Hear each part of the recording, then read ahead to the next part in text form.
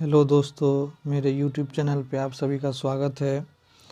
आज हम बात करेंगे इंटरमीडिएट एग्जामिनेशन 2022 बिहार बोर्ड, जिसमें हम पॉलिटिकल साइंस के महत्वपूर्ण ऑब्जेक्टिव क्वेश्चन को सॉल्व करेंगे जो कि इसमें दिया गया है 100 प्रश्न, जिसमें से पूछे जाएंगे 50 प्रश्न। ठीक है, उन सभी के हम आंसर और साथ में शॉर्ट टाइप क्वेश्चन भी करते जाएंगे महत्वपूर्ण जानकारी के साथ। तो जिसने भी मेरे चैनल को सब्सक्राइब नहीं किया है वो सब्सक्राइब कर दें और बेल आइकन का बटन प्रेस कर दें, लाइक करें। चलिए हम चलते हैं प्रश्न पे। तो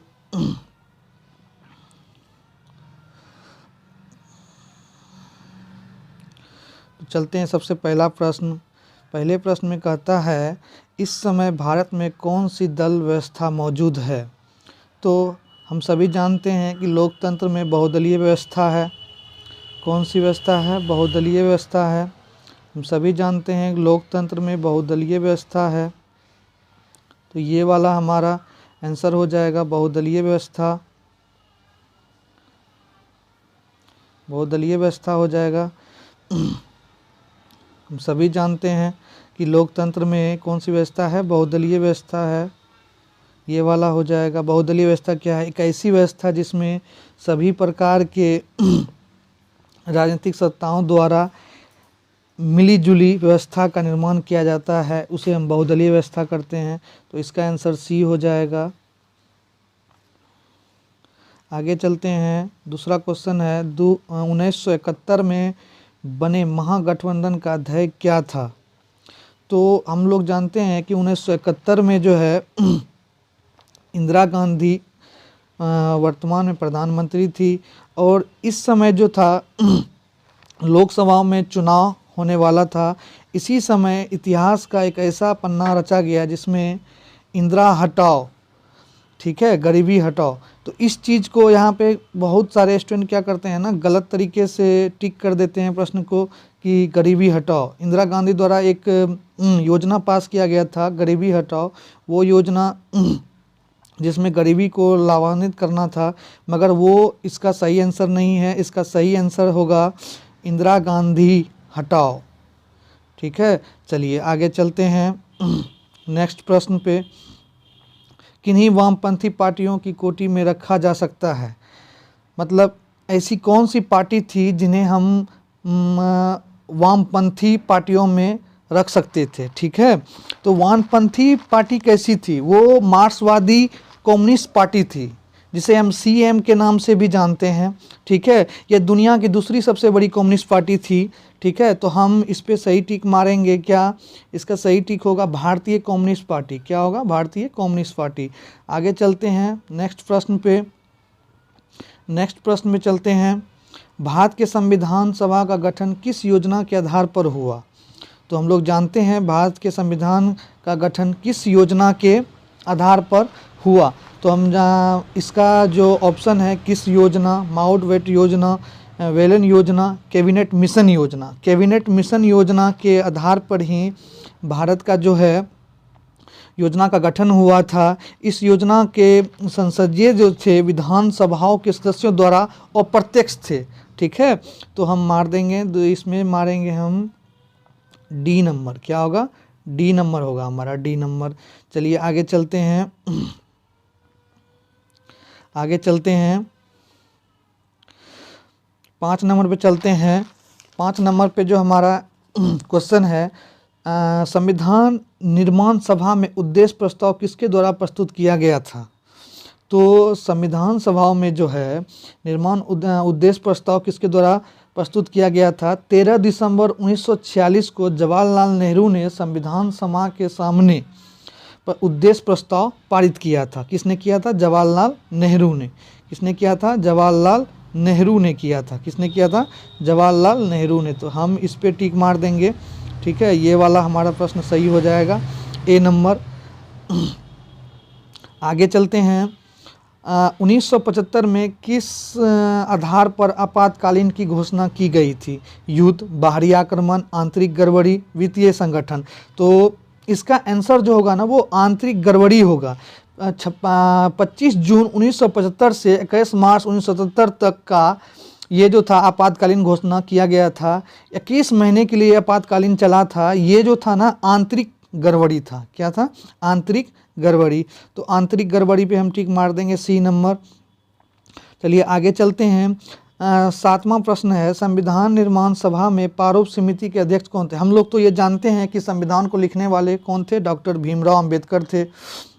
डॉक्टर भीमराव अंबेडकर ने ही संविधान को 2 वर्ष 11 महीने और 18 दिन में लिखा था। ठीक है, तो हम लोग जानते हैं इसका आंसर सही क्या होगा, डी नंबर होगा इसका आंसर। तो भीमराव अंबेडकर। आगे चलते हैं, किसने संपूर्ण क्रांति का आह्वान किया?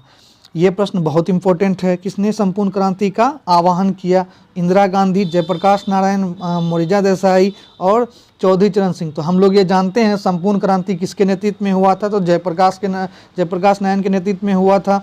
जयप्रकाश नारायण ने किसके विरुद्ध जो है ये आंदोलन किया था? तो इंदिरा गांधी के विरुद्ध जो है आंदोलन किया था, मतलब इंदिरा गांधी को उखाड़ फेंक देने का इस आंदोलन में एक आह्वान किया गया था।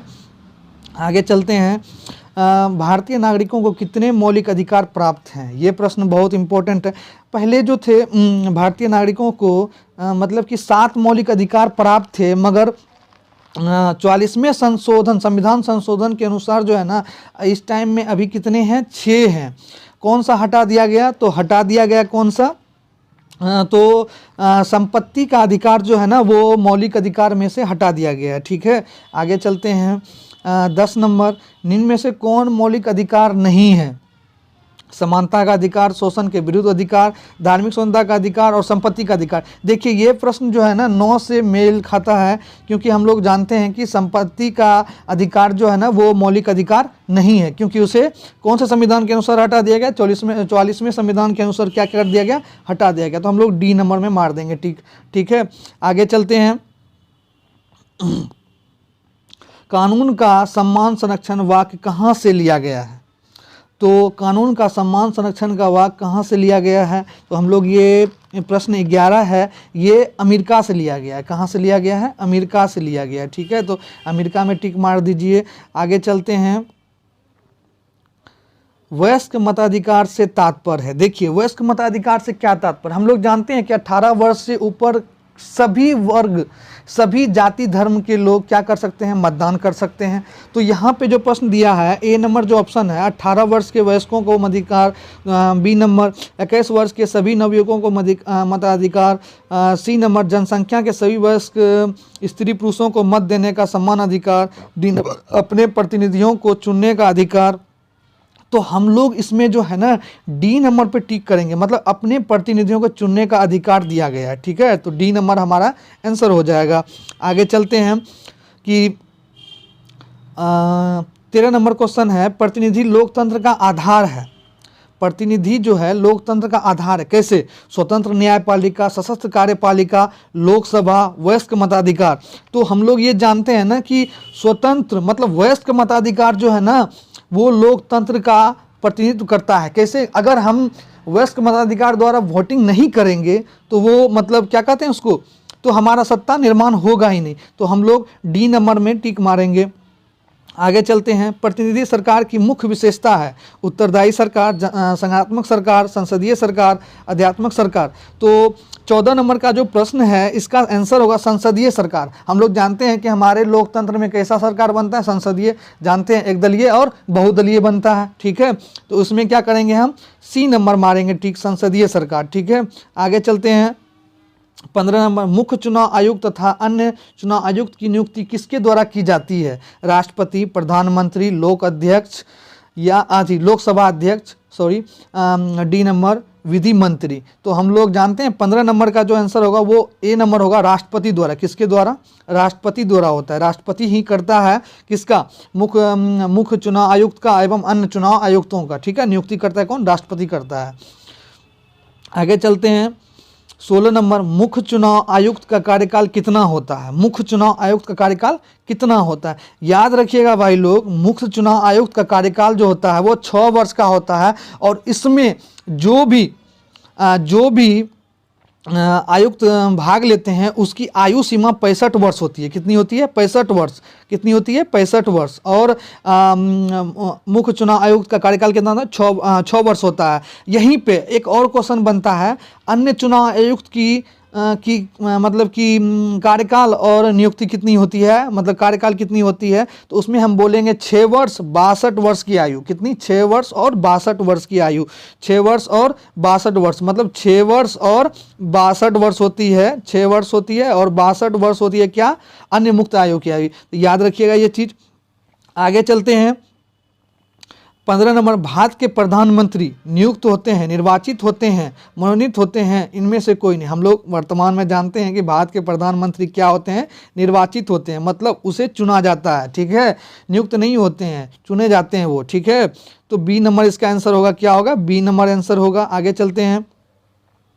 18, प्रश्न नंबर 18 पे, भारत के संविधान में किस अनुच्छेद के अधीन भारत के राष्ट्रपति पर महाभियोग चलाया जा सकता है?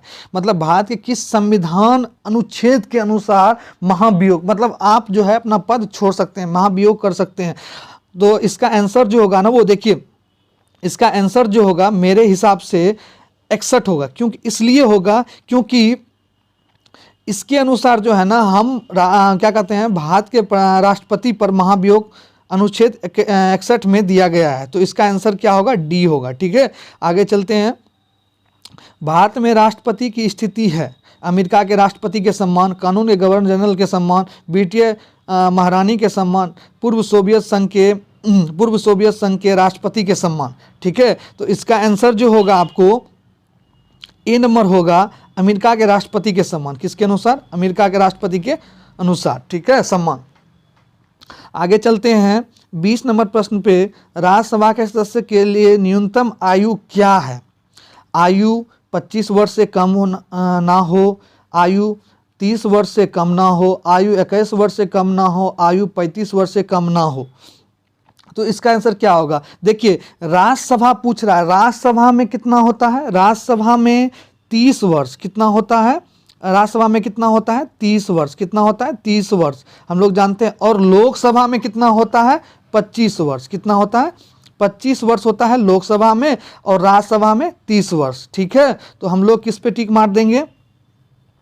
हम लोग टिक मार देंगे 30 वर्ष। बी नंबर पे टिक मारेंगे हम लोग। किस पे मारेंगे? बी नंबर पे। ठीक है, चलिए आगे चलते हैं, क्योंकि राज्यसभा पूछ रहा है। ठीक है, तो डी मतलब बी नंबर पे टिक मारेंगे। आगे चलते हैं। अब देखिए, यहाँ पे दूसरा प्रश्न है, भारत में उपराष्ट्रपति का निर्वाचन किया जाता है। भारत में उपराष्ट्रपति का निर्वाचन किया जाता है। कैसे किया जाता है? संसद के दोनों सदनों के सदस्यों द्वारा। संसद मतलब राज्यसभा और लोकसभा, राज्यसभा और लोकसभा दोनों सदनों के द्वारा, सदस्य द्वारा ही किया जाता है। किसका? उपराष्ट्रपति का निर्वाचन। ठीक है, ओके, चलते हैं आगे चलते हैं। 22 नंबर प्रश्न पे, राज्यसभा के कोरम के लिए निर्धारित संख्या है। राज्यसभा के कोरम के लिए निर्धारित संख्या है। देखिए, अनुच्छेद 100 के तहत 245 सदस्यों की संख्या का 10वां भाग, 10वां हिस्सा कितना हो गया? तो 25% हो गया। कितना हो गया? 25% हो गया। तो ए नंबर आंसर होगा इसका। ठीक है, मतलब हमारे अनुच्छेद 100 के तहत जो है ना, 245 सदस्यों की संख्या का 10वां हिस्सा कितना हुआ? 25 सदस्य की उपस्थिति। तो 25 सदस्य ही होते हैं। कितने होते हैं? 25 सदस्य होते हैं। आगे चलते हैं। 23 नंबर प्रश्न पे, लोकसभा की अधिकतम सदस्य संख्या है। कितनी है? लोकसभा की अधिकतम सदस्य संख्या पूछ रहा है। देखिए, लोकसभा की अधिकतम सदस्य संख्या पूछ रहा है। हम लोग जानते हैं कि लोकसभा में अधिकतम सदस्य संख्या कितनी है? 52 है। कितनी है? 52 है। लोकसभा में अधिकतम सदस्य संख्या कितनी है? 52 है। और उसके बाद 52 सदस्य में 530 सदस्य जो होते हैं वो राज्य के प्रतिनिधि होते हैं, 20 सदस्य संघ शासित प्रदेश के प्रतिनिधि होते हैं। उसके बाद 2 सदस्य जो होते हैं राष्ट्रपति द्वारा एंग्लो इंडियन समुदाय से निर्मित होते हैं, मतलब निर्माण के लिए होते हैं। ठीक है, तो हम लोग क्या मारेंगे इसमें? टिक क्या मार देंगे? क्या मारेंगे टिक? बोलिए। 552। कितना मारेंगे? 552 मारेंगे। इसमें 552 हो सकती है। अधिकतम पूछ रहा है। अगर आपसे अगर आपसे न्यूनतम पूछे या लोकसभा की संख्या पूछे तो आप कितना बोलिएगा? 545 बोलिएगा, ठीक है, ये सही आंसर है। मगर 500 अधिकतम पूछ रहा है तो 552 बोल सकते हैं आप, ठीक है। आगे चलते हैं, राज्यसभा का सभापति कौन हो सकता है? राज्यसभा का सभापति कौन हो सकता है? देखिए ये प्रश्न बहुत इंपॉर्टेंट है। बोल रहा है राज्यसभा का सभापति कौन करता है? तो देखिए राज्यसभा का सभापति जो है ना, संसद के सभी सदस्यों द्वारा निर्वाचित होता है, ठीक है, संसद के सभी सदस्यों द्वारा निर्वाचित किया जाता है। तो इसका आंसर जो होगा वो क्या होगा? डी होगा। क्या होगा? डी, ठीक है। आगे चलते हैं, 73वें संविधान संशोधन द्वारा पंचायती राज संस्थाओं का कार्यकाल कितना है? 2 वर्ष, 3 वर्ष, 4 वर्ष, 5 वर्ष। अब देखिए ये प्रश्न बहुत इंपॉर्टेंट है, 2 वर्ष, 3 वर्ष, 5 वर्ष। देखिए 1992 में 73वें संविधान संशोधन के द्वारा भाग 9 के अंतर्गत पंचायत एवं, ठीक है, पंचायत लिया गया था अंतर्गत 9 के भाग 9 के अंतर्गत, 9A के अंतर्गत नगर पालिका का सेल्फ गवर्नमेंट लिया गया था। तो हम लोग कह सकते हैं इसका जो आंसर होगा वो इसका आंसर 73वें का जो आंसर होगा वो ए होगा। क्या होगा? ए होगा। कितना होगा? ए। कार्यकाल कितना होगा? ए होगा। कार्यकाल कितना होगा? ए। तो ए में मार दीजिए, ठीक है। आगे चलते हैं, 26वें प्रश्न पे चलते हैं। सॉरी 26वें नहीं, सॉरी 25वें प्रश्न का जो आंसर होगा वो होगा 5 नंबर, डी नंबर, 5 वर्ष, ठीक है। ये उसके बाद जो है 26वें का 73वें संशोधन का जो है 26 पे चलते हैं हम लोग, 26 प्रश्न में चलते हैं। 26 का जो आंसर होगा 73वें संविधान संशोधन द्वारा पंचायती राज संस्थाओं का कार्यकाल कितना होता है? 5 वर्ष हम लोग जानते हैं। उसके 73वें संविधान संशोधन द्वारा भारतीय संविधान में कौन सी अनुसूची जोड़ी गई? तो 9वीं अनुसूची जोड़ी गई। कौन सी जोड़ी गई?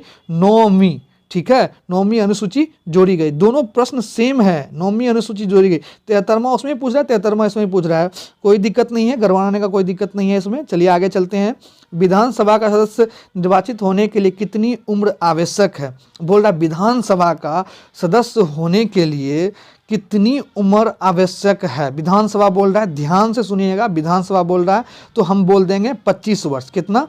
25 वर्ष। तो हमारा आंसर होगा सी, 25 वर्ष। वहीं पे अगर एमएलसी बोलेगा, एमएलसी के लिए कितना वर्ष है तो बोलिएगा 30 वर्ष। कितना? 30 वर्ष।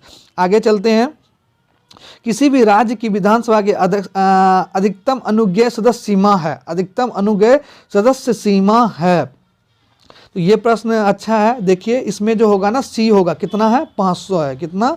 500 होगा। आगे चलते हैं, विधान परिषद का सदस्य निर्वाचित होने के लिए न्यूनतम उम्र है। अब देखिए विधान परिषद पूछ रहा है, वहाँ पे विधानसभा पूछ रहा था और यहाँ पे विधान परिषद पूछ रहा है। विधान परिषद का सदस्य निर्वाचित होने के लिए न्यूनतम उम्र है 18 वर्ष, 25 वर्ष, 21 वर्ष, 30 वर्ष। तो इसका जो आंसर होगा वो 30 वर्ष होगा। कितना होगा? 30 वर्ष। अधिकतम जो निर्वाचित विधान परिषद बोल रहा है, न्यूनतम बोल रहा है तो 30 वर्ष, न्यूनतम बोल रहा है 30 वर्ष, ठीक है। आगे चलते हैं, संविधान का कौन सा अनुच्छेद संसद के राज सूची के किसी भी विषय पर विधान बनाने की शक्ति देता है? ये प्रश्न बहुत इंपॉर्टेंट है। शक्ति देता है, डी नंबर, अनुच्छेद 249। अनुच्छेद 249 के अंतर्गत जो है, अनुच्छेद 249 के अंतर्गत जो है, अनुच्छेद 249 के अंतर्गत जो है किसी भी संसद को एक विषय पर विधान बनाने का शक्ति देता है। अब चलिए चलते हैं प्रश्न नंबर 31 पे। भारत के संविधान में पहला संविधान संशोधन किस वर्ष हुआ?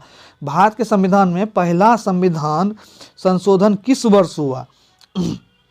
देखिए 10 मई 1951 को हुआ। कब हुआ? 10 मई 1951। 10 मई 1951 को, 10 मई 1951 को। तो इसका आंसर हमारा ए हो जाएगा, ठीक है। आगे चलते हैं, प्रश्न नंबर 32 पे चलते हैं। देखिए 32 में क्या कर रहा है, संवैधानिक विषय पर निर्णय देने के लिए सर्वोच्च न्यायालय के कम से कम कितने न्यायाधीशों की बेंच होनी चाहिए? मतलब कितने न्यायाधीश के बेंच होने चाहिए संविधान में किसी भी चीज़ का क्या देने के लिए, किसी विषय पर निर्णय देने के लिए कितने बेंच की जो है सर्वोच्च न्यायालय कम से कम न्यायाधीश होने चाहिए? तो यहाँ पे जो इसका प्रश्न होगा वो डी होगा, 5। कितना होगा? 5, ठीक है। वो भी किस अनुच्छेद के आधार पे होगा? तो अनुच्छेद 143 के अनुसार। अनुच्छेद 143 में इसके बारे में बोला गया है कि किसी भी सर्वोच्च न्यायालय में किसी भी विषय पर निर्णय देने के लिए, संवैधानिक निर्णय देने के लिए न्यायाधीश की बेंच कितनी होती है? 5 होती है। कितनी होती है? 5।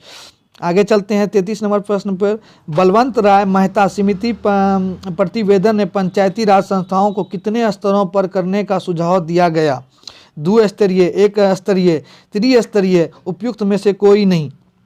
देखिए यहाँ पे जो है ना, ये वाला प्रश्न जो है इसका आंसर सी होगा, त्रिस्तरीय होगा। ये कब ये पंचायती राज संस्था का अंतर्गत, मतलब कि कब ये जो है संस्था बनाया गया था, कब इसका सुझाव दिया गया था? तो 1956 में। कब दिया गया था? 1956 में दिया गया था। इस चीज़ को भी आप लिख सकते हैं, 1956 में दिया गया था। ठीक है, आगे चलते हैं प्रश्न नंबर 34 पे। निम्नलिखित में से किस दल ने हिंदी विरोधी आंदोलन का संचालन किया था? किस दल ने? यहाँ पे तृणमूल कांग्रेस ने, अकाली दल ने, स्वतंत्र पार्टी ने, डीएमके ने। तो डीएमके तमिलनाडु का एक दल था जिसने कि हिंदी विरोधी आंदोलन का प्रतिपादन किया था और संचालन भी किया था। ठीक है, तो डीएमके तमिलनाडु, टिक मारिएगा। ठीक है, सही है, डीएमके, डी नंबर होगा आंसर। दूसरा है बाबरी मस्जिद का विध्वंस किस वर्ष में हुआ था? ए नंबर है 1990, B number 1951, C number 1952, D number 1993। तो यहाँ पे देखिए 35 नंबर प्रश्न कर रहा है बाबरी मस्जिद का विध्वंस किस वर्ष में हुआ था? 1990, 1951, 1952, 1953। तो याद रखिएगा इसका जो विध्वंस हुआ था 6 दिसंबर 1992, 6 दिसंबर 1992। तो हमारा सी नंबर उत्तर होगा इसका, सी नंबर उत्तर होगा, सी पे टिक मारिएगा। भारत संघ में अवशिष्ट अधिकार है किसके पास? मतलब भारत संघ में जो अवशिष्ट अधिकार है वो किसके पास है? तो इसका आंसर जो होगा वो केंद्र के पास होगा। किसके पास होगा? केंद्र के पास। आगे चलते हैं 37 नंबर। संविधान की प्रस्तावना के अनुसार भारत प्रभुता संपन्न राज्य के क्योंकि वह संयुक्त राष्ट्र संघ का सदस्य है, वह राष्ट्रमंडल का सदस्य है, वह किसी विदेशी सत्ता के अधीन नहीं है, उसका दायित्व है कि वह अंतर्राष्ट्रीय शांति एवं सुरक्षा के रख रखाव में अपना योगदान दे। तो इसका आंसर जो होगा वो वह किसी भी विदेशी सत्ता के अधीन नहीं है। भारत एक ऐसा देश है किसी भी विदेशी सत्ता के अधीन नहीं है। तो इसका आंसर सी होगा। आगे चलते हैं 38 नंबर में। संविधान में किसी भी संशोधन ने मौलिक कर्तव्य को जोड़ा? किस संविधान संशोधन द्वारा मौलिक कर्तव्य को जोड़ा गया था? तो यहाँ पे ध्यान देना है, मौलिक कर्तव्य को किस संविधान संशोधन द्वारा जोड़ा गया? तो इसका आंसर है 38 का आंसर जो है वो है हमारा सी नंबर 1976 का 42वां संविधान संशोधन। मतलब 1976 का 42वां संविधान संशोधन के अंतर्गत जो है मौलिक कर्तव्य को जोड़ा गया। अनुच्छेद कौन सा है? 51 को है और 4 का को है। ठीक है, याद रखिएगा अनुच्छेद कौन सा है? 51 का को और अनुच्छेद 4 का को। तो हम लोग इसमें सी नंबर टिक मारेंगे।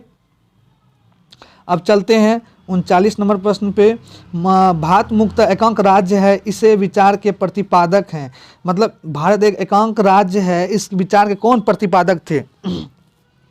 इस विचार के प्रतिपादक थे डी वासु थे। कौन थे? डी वासु। ठीक है, इस विचार के प्रतिपादक कौन थे? डी वासु थे। तो ए नंबर इसका आंसर होगा। दूसरा प्रश्न चलते हैं 40 नंबर। संघात्मक ढांचे के लिए अभिवार्य लक्षण है संविधान की सर्वोच्चता, स्वतंत्र सर्वोच्च न्यायालय, शक्तियों का विभाजन, उपयुक्त तीनों। इनमें से तीनों प्रश्न, इसमें से तीनों आंसर होगा तो उपयुक्त तीनों पे टिक मारेंगे, तीनों होगा इसका आंसर। दूसरा प्रश्न चलते हैं। भारतीय संविधान में समवर्ती सूची की प्रेरणा किस वर्ष से ली गई है? किस देश से ली गई है? भारतीय संविधान में समवर्ती सूची की प्रेरणा किस देश से ली गई है? अमेरिका, स्विट्जरलैंड, ऑस्ट्रेलिया, सोवियत संघ। तो इसका प्रश्न जो होगा वो होगा ऑस्ट्रेलिया से। कहाँ से? ऑस्ट्रेलिया से ली गई है। मतलब समवर्ती सूची की प्रेरणा किस देश से ली गई है? ऑस्ट्रेलिया से ली गई है।